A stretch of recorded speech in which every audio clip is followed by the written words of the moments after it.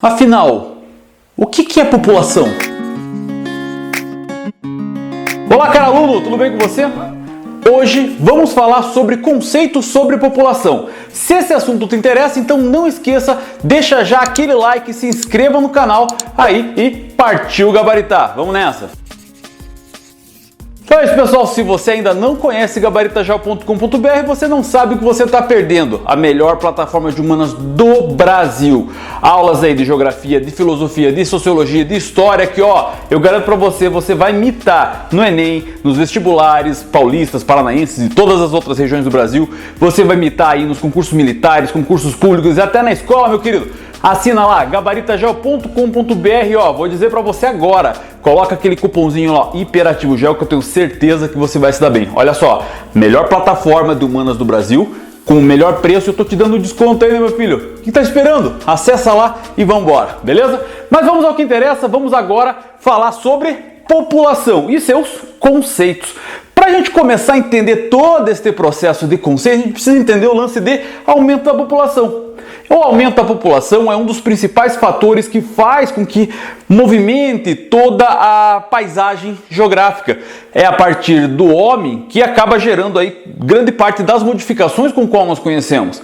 Por isso que é tão importante nós entendermos aí a respeito dos fenômenos demográficos. Demografia é a ciência auxiliar da geografia que vai estudar a população e seus impactos na paisagem, seus impactos no espaço geográfico. Entendido?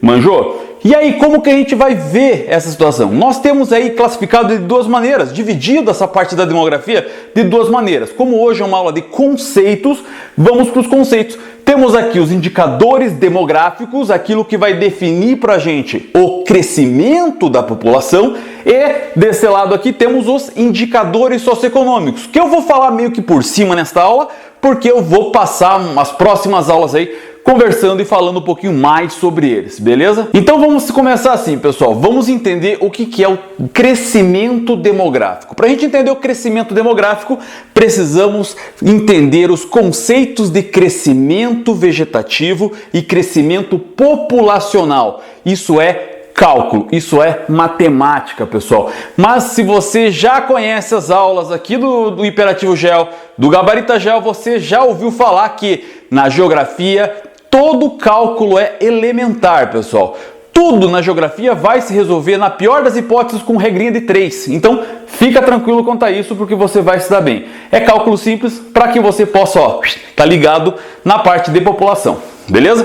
Vamos entender aqui o processo então. Crescimento vegetativo. O crescimento demográfico é aí, basicamente, a soma do crescimento vegetativo mais o cálculo de migrações, que vai levar em consideração a taxa de emigração e a taxa de imigração, a taxa de quanto ele sai e quanto ele entra dentro de um determinado espaço geográfico.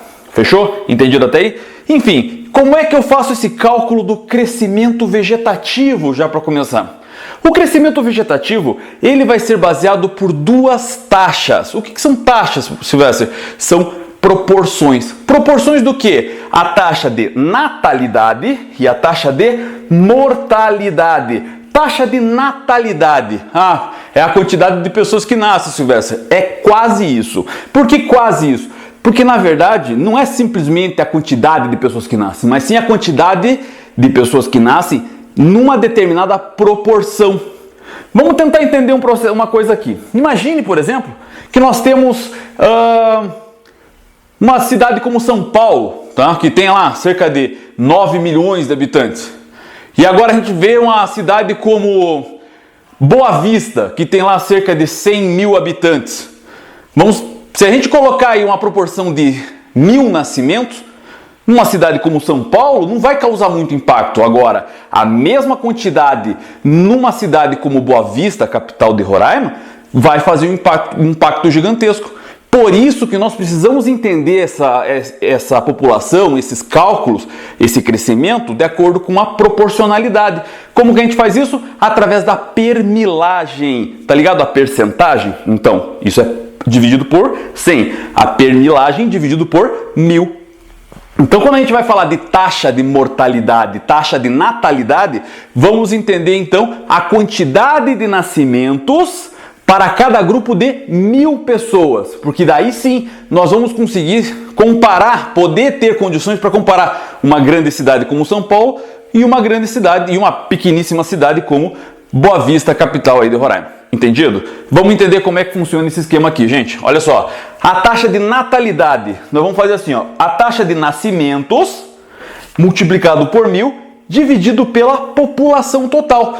Então eu vou ver quantas pessoas nasceram num determinado lugar, vou multiplicar por 1000, lembre que é a permilagem, e vou dividir pela quantidade de pessoas existentes naquele determinado espaço geográfico.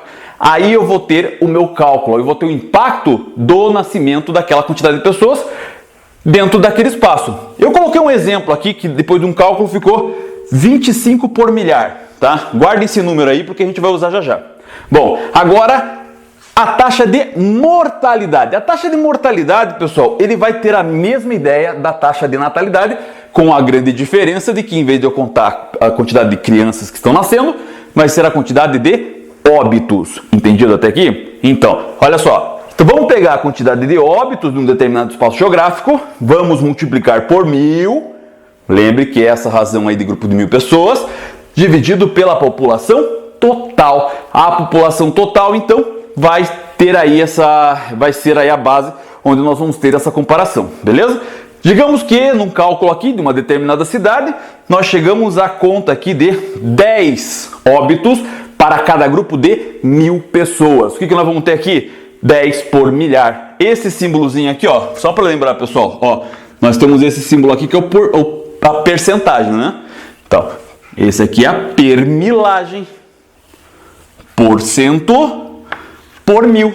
Manjou? Então, então vamos continuar aqui, tá? Tá, Silvestre, e daí que eu tenho aqui a taxa de natalidade, a taxa de mortalidade? Ótimo. Mas para que eu quero isso? Porque eu preciso saber o crescimento vegetativo. Qual foi o saldo da quantidade de pessoas que nasceram para a quantidade de pessoas que morreram num determinado espaço geográfico. Como que eu vou fazer isso? Eu vou ter que fazer um saldo, vou ter que fazer a conta, um balanço. É a mesma coisa aquelas continhas que a gente sempre usava aí quando era moleque para fazer pegadinha com os amigos. Ah, um motorista está dentro de um ônibus carregando 20 pessoas. Desce 10 pessoas e entra 5. Quantas tem agora? Enfim, você vai ter que contar as pessoas que entraram menos as pessoas que saíram.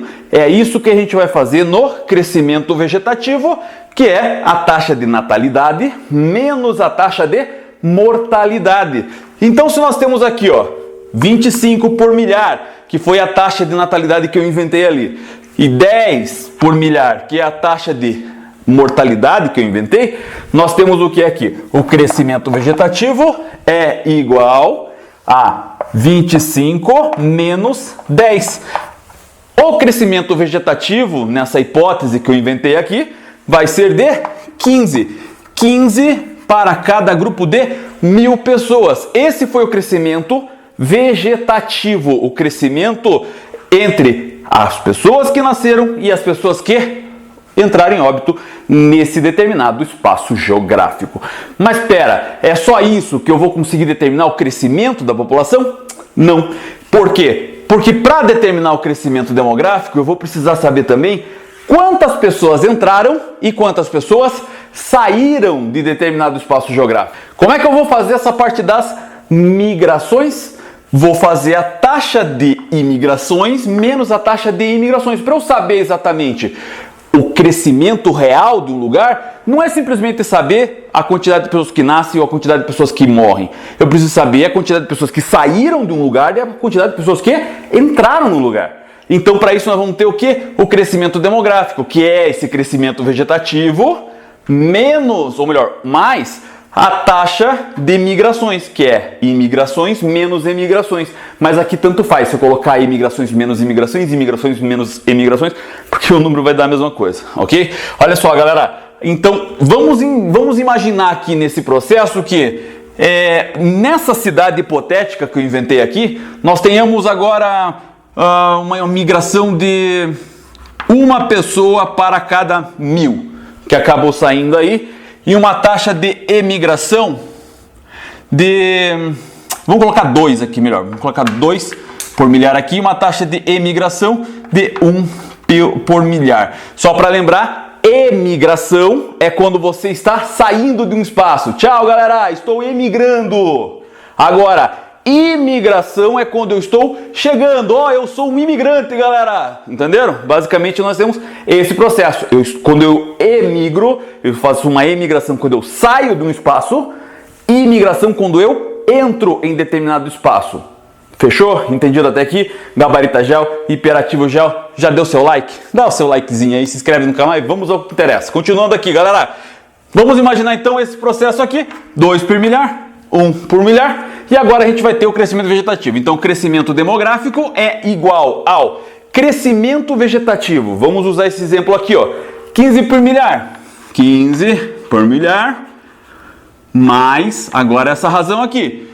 Imigrações menos emigrações vai dar 1 por milhar. Então vou ter um saldo positivo. Entrou mais pessoas do que saíram aí nessa minha região. Então o crescimento demográfico é 16 pessoas para cada grupo de 1000. Aqui sim, nós vamos conseguir determinar a quantidade de pessoas que de fato acabaram entrando e acabaram fazendo crescer todo o país, região, cidade, enfim, o espaço geográfico do qual a gente está estudando. Fechou? Entendido até aqui? Enfim, esse aqui é um dos primeiros indicadores demográficos que nós temos para poder estudar, entender e manjar dos Paranauê aqui dos conceitos de população. Enfim, nós temos agora outros 2 conceitos muito importantes que sempre vai aparecer aí nas aulas de população, nas aulas de demografia. Que é qual? O conceito de população absoluta e o conceito de população relativa, ok? Galera, bem fácil, presta bem atenção, ó, garoto, presta atenção aqui, ó, em mim. Olha só, população relativa, população absoluta. População absoluta é simplesmente eu estar contando a quantidade de pessoas existentes em um determinado espaço. A população de São Paulo é de 9 milhões de pessoas. Acabou. Essa é a população absoluta de São Paulo, 9 milhões de pessoas. Ok? Entendido até aqui? Agora, quando eu falo de população relativa, eu não simplesmente vou querer saber a quantidade de pessoas que vivem em um determinado lugar, mas sim a concentração delas num determinado espaço geográfico. Em que sentido eu posso dizer isso? Aí nós vamos ter a densidade demográfica. Densidade demográfica é a quantidade de pessoas que estão em determinado espaço. Quanto que está ali apertadinho num lugar, ok? E aí eu vou fazer o quê? O número de habitantes de um lugar dividido pela sua área. Normalmente vai ser um cálculo, então, que vai ser assim. Um exemplo aqui, tá? 4.000 pessoas, 4.000 habitantes por quilômetro quadrado. É esse o resultado que vai aparecer sempre quando falarmos de densidade demográfica ou população relativa. Por quê? Porque se a gente pegasse uma população de uma determinada região, cidade, país, continente, enfim, o que for, e colocar ela em lotes de 1 quilômetro quadrado, aí dentro desse espaço, neste caso, eu distribuiria a população em 4.000 pessoas para cada lotezinho desse de 1 quilômetro quadrado. Entendeu? Entendeu mais ou menos a razão? É claro que a gente não pode levar em consideração que isso é igualmente distribuído. Nada no espaço geográfico é igualmente distribuído, tá? Sempre vai ter algum tipo de desigualdade nesse processo aí, tá? Normalmente os livros de geografia vão sempre tratar isso. Ah, eles são desigualmente distribuídos. Sempre, tá? Sempre vai ter um lance desse de desigualdade aí nas aulas. Nunca você vai achar assim, não, ela é homogeneamente... Esquece, não vai ter esse negócio, beleza? Enfim, aqui nós temos os indicadores demográficos. Temos um outro indicador demográfico aqui, tá? Que é a taxa de fecundidade, que ela também pode ser considerada um indicador social. Por quê? Porque ela também vai atestar o raio-x da população, que eu já vou falar sobre isso, sobre esses indicadores socioeconômicos. Mas vamos entender taxa de fecundidade. Taxa de fecundidade, pessoal, é um cálculo que vai definir a quantidade de crianças, de nascimentos, de filhos para cada mulher em idade reprodutiva, que por convenção acaba colocando aí mulheres entre 15 e 45 anos. Ah, Silvestre, mas eu já vi falar de meninas com 12 anos que engravidaram. Sim, eu também. Ah, Silvestre, mas eu vi que uma mulher de 49 anos estava grávida. Também vi. ok? Porém, é uma convenção. Como aí eu estou falando de fatores biológicos, não dá para transformar fatores biológicos em estatística de fato. Então eu preciso fazer o quê? Criar uma convenção para poder determinar um parâmetro. E aí sim, a gente acaba nos estudos demográficos entendendo que a taxa de fecundidade é o número de filhos por mulher em idade reprodutiva, que por convenção entre 15 e 45 anos. Entendido? Então, essa situação aqui vai definir o crescimento futuro de um determinado lugar, que vai ser extremamente importante para o estudo da pirâmide etária, que é o que a gente vai falar na próxima aula, ok? Vamos entender aqui. Digamos que na taxa de fecundidade, uma determinada cidade, região, país, enfim, o que for, nós tenhamos lá uma taxa de 6 filhos para cada mulher em idade reprodutiva. Se a gente fazer um cálculo rápido aqui e colocar aí uma primeira geração vinda de, sei lá, 2 casais, certo? Temos aqui o primeiro casal, o segundo casal. A segunda geração, nós vamos ter então 6 filhos desse casal, 6 filhos desse casal. Vamos ter aqui 12, com mais 4 pessoas aqui da frente, vamos ter 16 pessoas já de cara da primeira para a segunda geração. Na terceira geração, tendo a hipótese aí de que isso aqui é um dado estatístico, então levando em consideração o fato de que pudesse haver aí uma homogeneidade entre homens e mulheres nessa situação, a terceira geração, tendo como base essa razão de 6 filhos por mulher em idade reprodutiva, ficaria então a cerca de 52 pessoas nessa situação aqui. Agora, continuando esse processo aí, se eu tivesse uma quarta geração, a quantidade de filhos por mulher em idade reprodutiva, a quantidade da taxa de fecundidade nesse processo aqui, chegaria a absurdos 108 membros, para você ter uma ideia. Claro que nenhuma população ela cresce uniformemente desse jeito. Isso aqui é só um dado para a gente tentar projetar como é que vai estar determinada a população. Agora, se por exemplo eu tiver uma população, uma taxa de fecundidade de 2 filhos por casal, então 2 filhos por casal ou por mulher, tanto faz aí a forma com que a gente fala, vamos levar em consideração na primeira geração aquela mesma situação, 4 pessoas, 2 e 2, 2 casais no caso, ok? A segunda geração em 2 filhos vai ter 2 casais, 4 pessoas com mais 4 pessoas aqui, por quê? Porque vai ser 2 daqui, 2 daqui, então teremos 8, ok? Então vamos colocar aqui 8 pessoas. Na terceira geração, o que vai acontecer?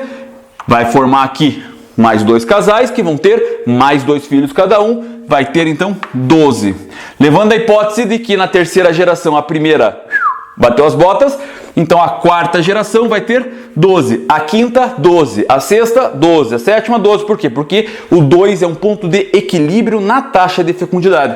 Agora, se a gente levar em consideração essa taxa de fecundidade de 1 filho por mulher em idade reprodutiva, aí meu filho, nós vamos ter um decréscimo vegetativo. Por quê?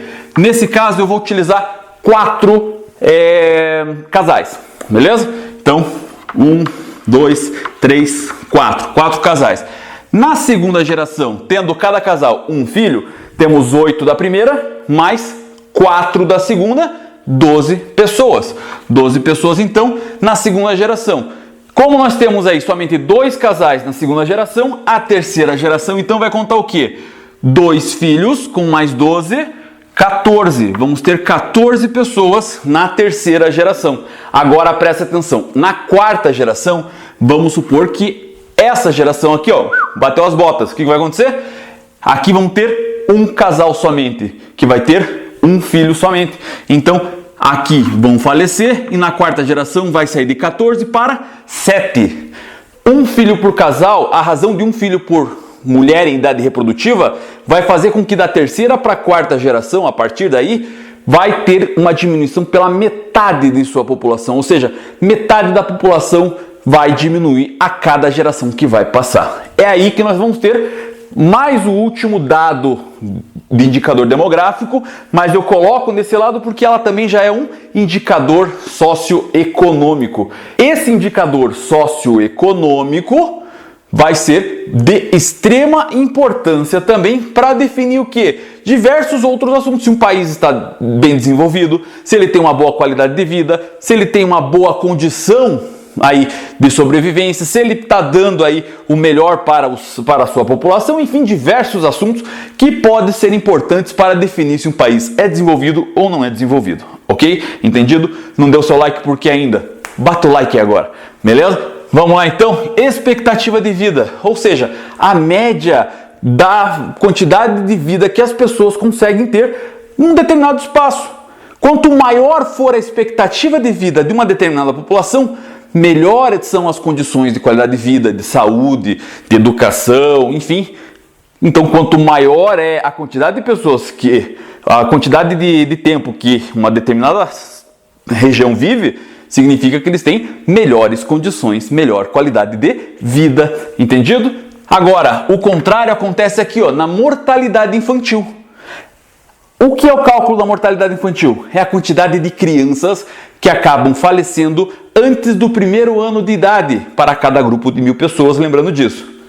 É normal criança morrer? Não. Se morre, morre por quê? Por diversas situações. Por violência, por desnutrição, por problemas de saúde, enfim, diversas situações que vão refletir em má qualidade de vida. Portanto, quanto maior o número da taxa de mortalidade infantil, menor qualidade de vida, menor desenvolvimento aquela região vai ter. Entendido? Continuando, renda per capita. Aqui vai levar em consideração características de economia, ou seja, o PIB, o Produto Interno Bruto, a soma de todas as riquezas produzidas pela nação por um determinado momento, um período. Normalmente a gente faz essa contagem por ano, contado pelo tamanho da sua população. E aí vai ter a quantidade média de salário, de rendimento que cada pessoa dentro daquela cidade, país, região, enfim, vai ter. E isso vai se refletir também no nível de desenvolvimento. Claro que por si só a renda per capita não vai levar em consideração aí muita coisa, uma vez que é uma média. Vai ter muita gente ganhando muito mais do que a média e vai ter muita gente ganhando muito menos do que isso. E obviamente vai aí não ser um bom indicador para entender sozinho aí essa situação. Vai ter que ter um índice de desigualdade ou outros índices aí para ajudar no raio-x dessa população, beleza? Taxa de escolaridade é o tempo médio, a quantidade de anos que uma determinada sociedade acaba estudando. Quanto maior é o estudo, maior é o nível de informação, de capacitação, vai ter melhores salários, vai ter melhores condições aí de sobrevivência e isso vai ser extremamente importante para uma determinada civilização. Entendido? Todos esses dados vão determinar o índice de desenvolvimento humano. Essa renda per capita vai ser melhorada, vai ser refinada através do índice Gini, que vai definir aí a desigualdade social. Mas esses dados a gente vai tratar numa próxima aula, beleza? Eu espero que você tenha entendido toda a aula aqui. Eu vou ficando por aqui, lembrando que agora eu vou deixar para vocês darem print aqui na tela, mas depois vai aparecer aqui para você assinar o Gabarita Gel, para você aqui assinar, clicar e se inscrever no Imperativo Gel e aqui mais 2 videozinhos para você assistir. Não esquece de fazer atividade depois, ok? Muito obrigado por ter assistido essa aula até aqui. Tchau, print na tela.